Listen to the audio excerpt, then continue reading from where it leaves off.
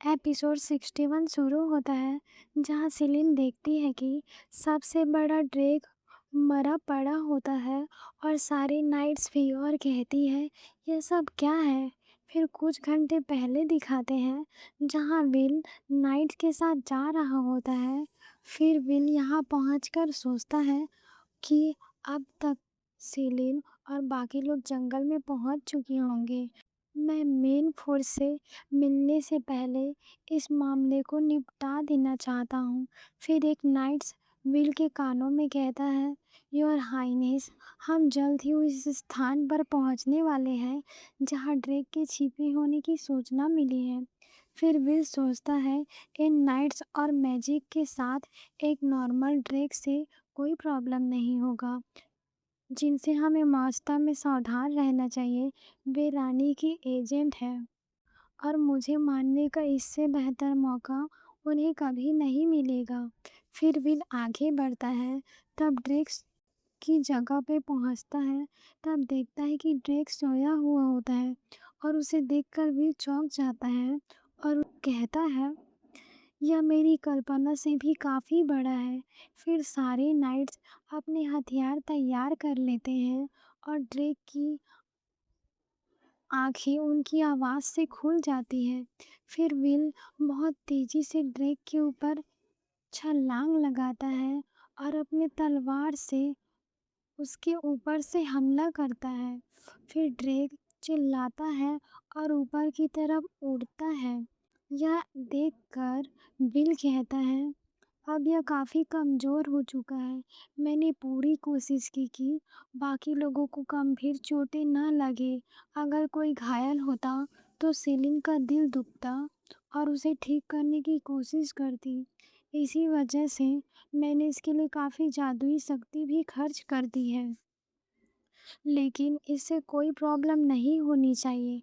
फिर nights will say कहता है, योर हाइनेस। फिर विल नाइट्स से कहता है, मैं अगले वॉर से इसका काम तमाम कर दूंगा।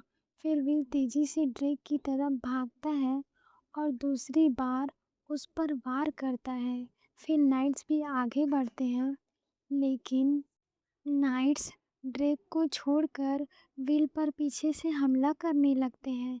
तब विल को कुछ समझ नहीं आ रहा होता और वह उनके वार से बचने की कोशिश करता है।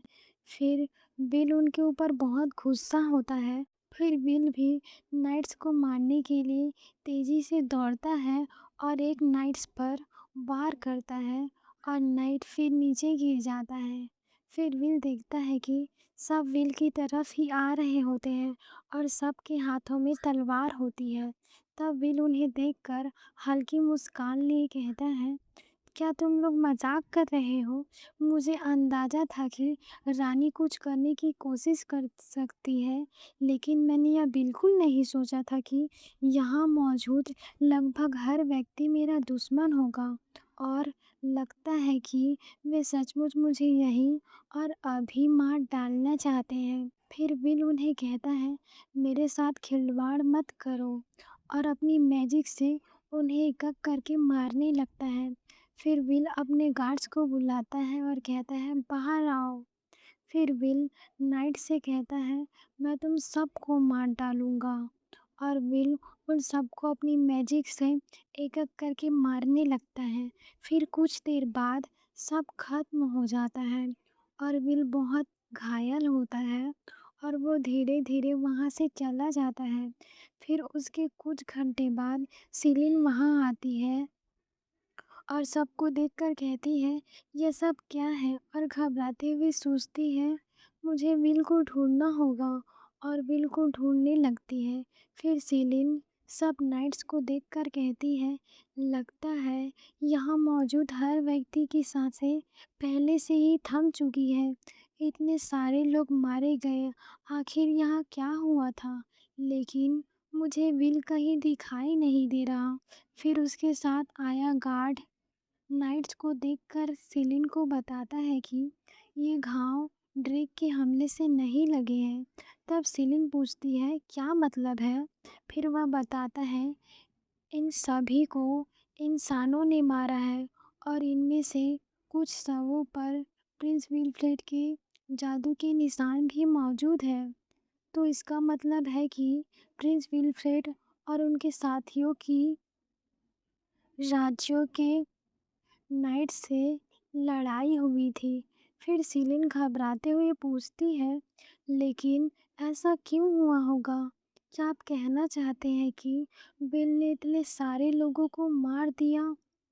پھر سیلین سوچتی ہے، لیکن میں کلپنا بھی نہیں کر سکتی کہ ول بنا کسی ریزن کے کسی کا جان لے سکتا ہے۔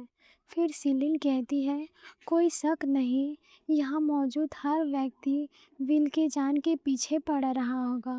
پھر گارڈز بتاتا ہے، پرنس ولفریڈ کے ساتھ آئے سبھی ساتھی مارے جا چکے ہیں، لیکن ایک ویکتی کے خون کے نشان اس دشا میں جاتے مجھے دکھائی دے رہے ہیں۔